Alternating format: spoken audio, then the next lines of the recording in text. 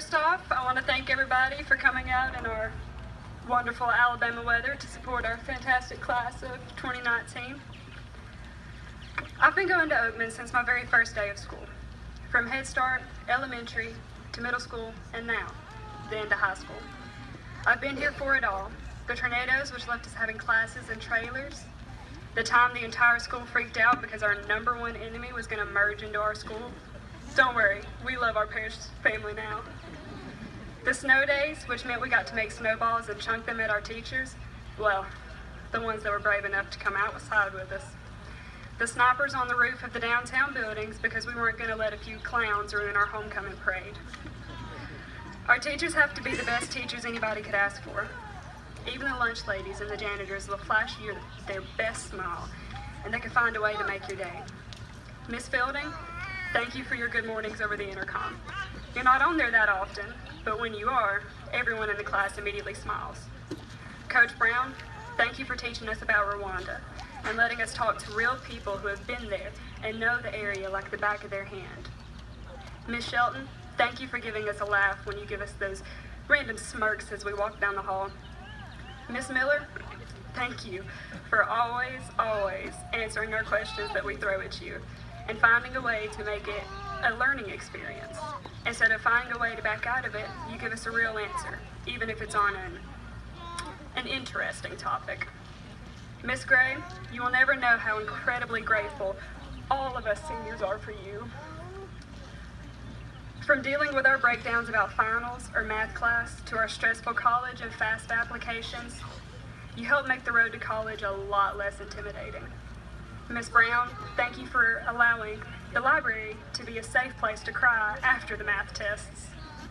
Mr. Wade, even though we all get a little annoyed with you constantly reminding us we're late or the bell's about to ring, I know at least some of us silently appreciate it, but our teenage egos can sometimes get in the way.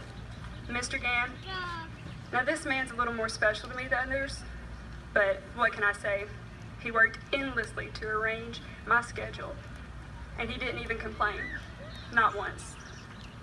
Miss Berger, thank you for drilling math into our heads. For those of you who haven't had her class, sometimes that's what it really feels like she's doing.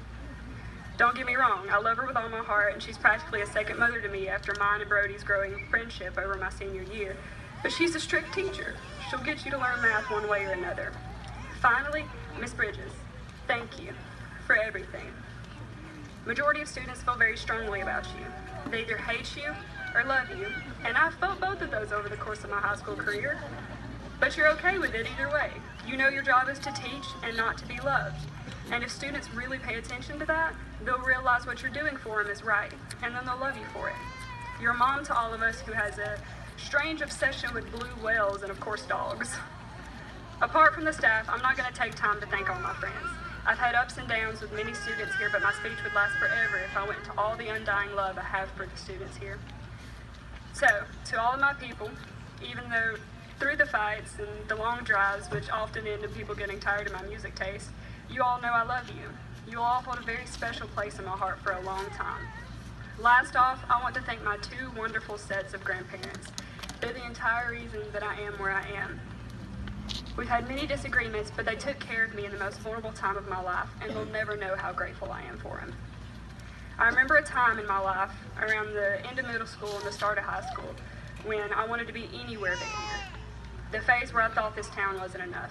I wanted something bigger, something better, and something more sophisticated. Anything but a small town with one red light where you always saw someone you knew at the store. But over the years, I grew to realize how clueless I was to even think that.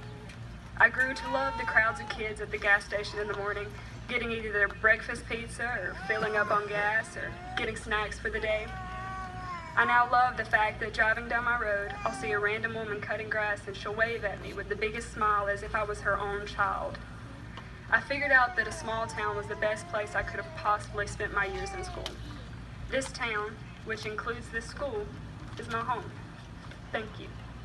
Yeah. Yeah.